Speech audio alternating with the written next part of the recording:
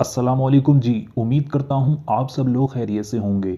अल्लाह आपको अपने हिफ्ज़ व अमान में रखे, परेशानियों को दूर फरमाए, किसी की ज़ात का मोहताज न करे, अपनी ज़ात का मोहताज रखे।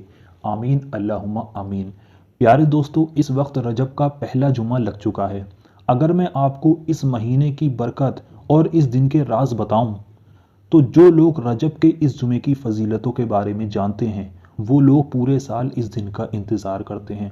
हमारे प्यारे आका हुज़ूर सल्लल्लाहु ताला अलैहि वसल्लम ने फरमाया, रजब का महीना मेरा है। तो सोचो इस महीने में कितनी ज़्यादा रहमतें और बरकतें होंगी। आज हम आपको रजब के पहले, दूसरे और तीसरे जुमे का एक ऐसा अमल बताने वाले हैं जिससे आपकी ज़िंदगी बदल जाएगी। वक्त कम है, अगर ये जुमे का दिन निकल गया तो पता नहीं अगले साल हम जिंदा हों या ना हों। तो आप इस वक्त को अपने हाथ से जाने ना दें। जो वजीफ़ा मैं आपको बताने वाला हूँ, इस वजीफ़े को आप जुमे के दिन कर सकते हैं। यकीन मानिए आपकी ज़िंदगी बदल जाएगी। जो आपने कभी सोचा भी ना हो, वो आप इस अमल के ज़रिए कर सकते हैं। जुमे का दिन वैसे ही बहुत बरकतों और रहमतों वाला दिन होता है, लेकिन रजब का महीना और जुमा का दिन किस्मत वालों को ही नसीब होता है। इस अमल को नापाकी की हालत में भी कर सकते हैं। इस अमल की फ़जीलतें मैं अभी आपको बताऊंगा, तो आप खुद कहोगे कि हाँ, वाकई में ही हमने इस वीडियो को देखा, हम किस्मत वाले थे। पूरा वीडियो आप आखिर तक देखें, समझें।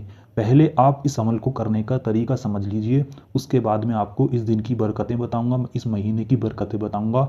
उसके बाद मैं आपको सब कुछ इस वीडियो में आपको बताऊंगा। बस आप वीडियो के आखिर तक बने रहें। रजब के महीने का चाहे पहला जुमा हो, दूसरा जुमा हो या तीसरा जुमा हो या चौथा जुमा हो, लेकिन रजब का महीना और जुमा का दिन होना ही चाहिए इस वजीफे को करने के लिए। यानी कि ये रजब का महीना चल रहा है, इस रजब के महीने में 4 जुमे पड़ेंगे, 4 फ्राइडे पड़ेंगे। तो उन चारों में किसी भी एक दिन, किसी भी एक फ्राइडे को आप इस वजीफे को कर सकते हैं। लेकिन रजब का महीना होना चाहिए और जुमे का दिन होना चाहिए इस वजीफे को करने के लिए। ये ज़रूरी है।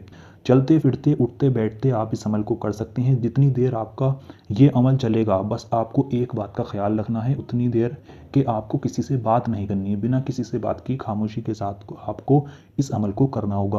पूरे दिन में किसी भी वक्त आप इस अमल को कर सकते हैं। जुमेरात को मगरिब की अजान के बाद जुमे का दिन लग जाता है और जुमे के दिन मगरिब की अजान के बाद जुमा का दिन ख़त्म हो जाता है।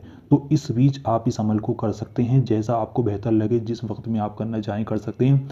बेहतर है कि आप किसी नमाज के बाद इस अमल को कर सकते हैं। इस वजीफ़े को करने के लिए आपको करना कुछ यूँ होगा। सबसे पहले आप वजीफ़ा करने का तरीका समझ लें, उसके बाद मैं आपको इसकी फ़ज़ीलतें बताऊँगा कि आप इस वजीफ़े को करने के बाद क्या क्या हासिल कर सकते हैं। इस वजीफ़े को करने के लिए आपको सबसे पहले शुरू में 3 बार दुरूद पाक पढ़नी है। दुरूद पाक आपके जो भी याद है आप पढ़ सकते हैं। अगर आपके कोई दुरूद पाक याद नहीं है, तो आपकी स्क्रीन पर हरे पर्दे पर सबसे छोटी दुरूद पाक दिखाई जा रही है। इस दुरूद पाक को आप 3 बार पढ़ सकते हैं। जब आप इस दुरूद पाक को 3 बार पढ़ लें, मैं आपको पढ़कर बता दूं, ये लिखा है सल्लल्लाहु ताला अलैहि वसल्लम। एक बार हो गई, फिर पढ़ें सल्लल्लाहु ताला अलैहि वसल्लम, सल्लल्लाहु ताला अलैहि वसल्लम। ये 3 बार आपकी दुरूद पाक हो गई। उसके बाद अब आपकी स्क्रीन पर ये सूरह दिखाई जा रही है, इन्ना रब्बना आतिना फिद दुनिया हसनतों व फिल आखिरती हसनतों वाकिना अज़ाबन्नार। ये एक आयत करीमा है। इस आयत करीमा को आपको पढ़ना होगा। आपकी स्क्रीन पर हिंदी में दिखाई जा रही है। मैं आपको पढ़कर भी बता देता हूँ आपको इसको पढ़ना किस तरह से। आप ध्यान से स्क्रीन पर देखेंगे, लिखा है रब्बना आतिना फिद दुनिया हसनतों व फिल आखिरती हसनतों वाकिना अज़ाबन्नार। ये एक बार हो गई। फिर आप इसको पढ़ें रब्बना आतिना फिद दुनिया हसनतों व फिल आखिरती हसनतों वाकिना अज़ाबन्नार। ये मैंने 2 बार पढ़ी। इसको आपको इसी तरह से 40 बार पढ़ना होगा। जब आप ये आयत है इसको 40 बार पढ़ लें, उसके बाद आपकी स्क्रीन पर ये अल्लाह का नाम दिखाया जा रहा है, या अल्लाह या अल्लाह या अल्लाह या अल्लाह। इस तरह से आपको इस नाम को 41 बार पढ़ना है। जब आप इस नाम को 41 बार पढ़ लें, उसके बाद आपको आखिर में फिर से 3 बार दुरूद पाक पढ़नी है। वही दुरूद पाक जो आपने शुरू में पढ़ी थी।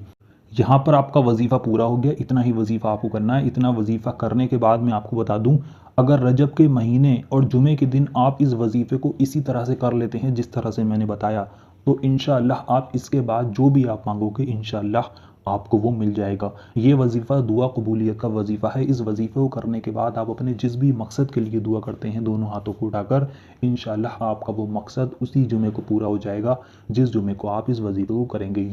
इस वजीफ़े को करने के बाद आप अल्लाह से अपनी दौलत के लिए, मोहब्बत के लिए, इज़्ज़त के लिए, शोहरत के लिए, अपने घर कारोबार में बरकत के लिए, अपनी दुआ कबूलियत के लिए, अपने मकसद के लिए, अपने बिगड़े कामों को बनाने के लिए, जिसके लिए भी आप दुआ करेंगे आपकी वो दुआ पूरी होगी, आपका वो काम बनेगा, आप जो मांगेंगे आपको मिल जाएगा, आप जैसा चाहोगे बिल्कुल वैसा ही होगा।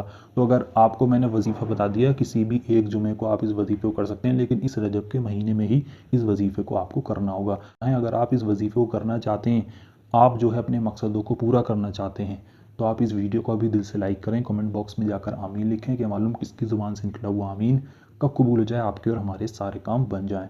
तो वीडियो को लाइक कर दें, कमेंट बॉक्स में आमीन लिख दें, उसके बाद पूरा यकीन रखकर आप इस वजीफ़े को इसी तरह से करें जिस तरह से बताया है। इंशाल्लाह आपको इसमें ज़रूर कामयाबी मिलेगी।